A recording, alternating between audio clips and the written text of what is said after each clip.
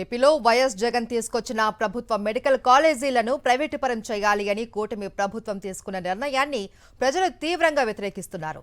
చరిత్రలో ఎన్నడూ లేని విధంగా రాష్ట్రానికి 17 మెడికల్ కాలేజీలు వైఎస్ జగన్ తీసుకొస్తే పీపీపీ విధానంలో చంద్రబాబు పెత్తందారులకు కట్టబెట్టాలి అని చూడటాన్ని విద్యార్థి సంఘాలు వ్యతిరేకిస్తున్నాయి.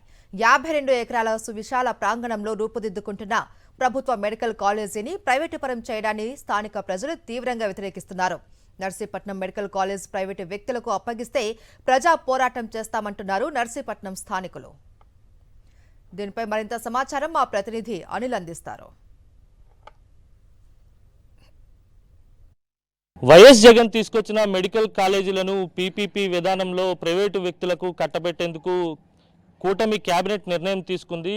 ఈ నిర్ణయాన్ని రాష్ట్ర వ్యాప్తంగా విద్యార్థి సంఘాలతో పాటు ప్రజా సంఘాలు తీవ్రంగా వ్యతిరేకిస్తున్నటువంటి పరిస్థితి. ప్రస్తుతం నర్సీపట్నం మెడికల్ కాలేజ్ వద్ద నేనున్నాను. సమీప గ్రామాల నుంచి పలువురు తరలి వచ్చారు ఇక్కడికి. ఈ మెడికల్ కాలేజీను ప్రైవేటీకరణ చేసే నిర్ణయాన్ని వెంటనే విరమించుకోవాలని వీరంతా కూడా డిమాండ్ చేస్తున్నటువంటి పరిస్థితి. మనతో పాటు ఉన్నారు, మాట్లాడదాం.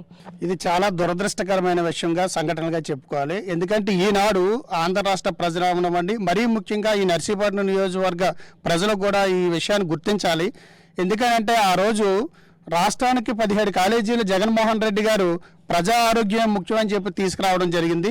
అందులో భాగంగా నర్సీపట్నంలో గవర్నమెంట్ ఏదైతే నర్సింగ్ ప్లస్ మెడికల్ కాలేజీ ఇక్కడ తీసుకొని వస్తే ఆ రోజు జగన్మోహన్ రెడ్డి గారు ఆశీస్సులతో మా స్థానిక ఎమ్మెల్యే పెట్ల ఉమాశంకర్ గణేష్ గారి తాలూకా కృషి పక్క నియోజకవర్గంతో పోట్లాడి ఈ గిరి ప్రజలకు ఎవరైతే ముఖద్వారంగా ఇది ఏదైతే ఉందో వీటన్నిటిని దృష్టిలో పెట్టుకొని ఆ రోజు పెట్ల ఉమాశంకర్ గణేష్ అనే ఒక స్థానిక మాజీ ఎమ్మెల్యే గారు తీసుకొని వస్తే ఆ కృషిని ఈరోజు ప్రైవేట్కి దారాదత్తం చేసేటువంటి పరిస్థితి ఈరోజు తీసుకొని రావడం జరుగుతుంది గవర్నమెంట్. మా మాజీ ఎమ్మెల్యే గారు గణేష్ గారు ఎంతో కష్టపడి దీన్ని ఇక్కడ తెస్తే ఇక్కడ జగన్మోహన్ రెడ్డి గారికి ఇక్కడ ఉమాశంకర్ గణేష్ గారికి మంచి పేరు వస్తుందని ఒక దురుద్దేశంతో ఈ కూటమి ప్రభుత్వం దీన్ని పక్కదో పట్టించి పెద్దల చేతిలో పెట్టి వీళ్ళు సొమ్ము చేసుకోవడం కోసమే ఈ కూటమి ప్రభుత్వం యొక్క ముఖ్య ఉద్దేశం ఇది. ఎందుకంటే దీన్ని అర్జెంటుగా రద్దు చేయాలి.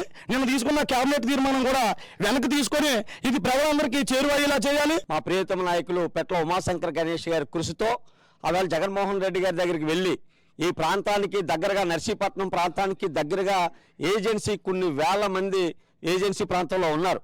ఆ ప్రాంతం నుంచి సుమారు అక్కడికి వెళ్ళాలంటే తెలంగాణ బోర్డరు, ఛత్తీస్గఢ్ బోర్డర్ ఉన్నటువంటి సీలేరు పరిసర ప్రాంతాల్లో ఉన్నటువంటి ప్రజలు విశాఖపట్నం వెళ్ళి వైద్యం చేయించుకునే పరిస్థితి కేజీహెచ్లో లేదు. కాబట్టి ఈ విషయాలు ఉన్నటువంటి ఇక్కడ ఉన్న ఈ ప్రాంత ప్రజల కోసం ఏజెన్సీ గిరిజనుల కోసం ముఖ్యంగా అక్కడికి వెళ్ళి వైద్యం చేసుకోవడం కష్టతరంగా ఉందని చెప్పి ఇక్కడ మెడికల్ కాలేజ్ అనేది మంజూరు చేయడం జరిగింది. దీన్ని ఇప్పుడు ప్రైవేట్ పరం చేయడం చాలా దోహం అని సందర్భంగా తెలియజేసుకుంటూ కూటమి ప్రభుత్వం వారికి ఒకటే తెలియజేస్తున్నాం.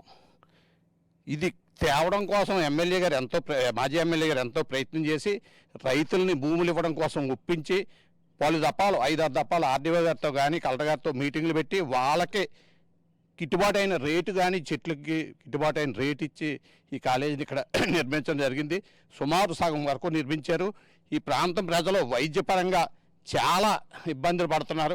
కేబినెట్ తీసుకున్నటువంటి నిర్ణయాన్ని తక్షణమే ఉపసంహరించుకోవడంతో పాటు మెడికల్ కాలేజీలను ప్రభుత్వ రంగంలోనే కొనసాగించాలని పెద్ద ఎత్తున నర్సీపట్నం సమీప గ్రామాల ప్రజలు అంతా కూడా డిమాండ్ చేస్తున్నటువంటి పరిస్థితి. మొత్తం మీద ప్రభుత్వం స్పందించి ప్రభుత్వ రంగంలోనే కొనసాగిస్తే సరాసరి, లేదంటే ప్రజా పోరాటానికి కూడా ముందుకెళ్తామని చెప్పి వీరంతా ప్రభుత్వాన్ని హెచ్చరిస్తున్నారు. Over to studio.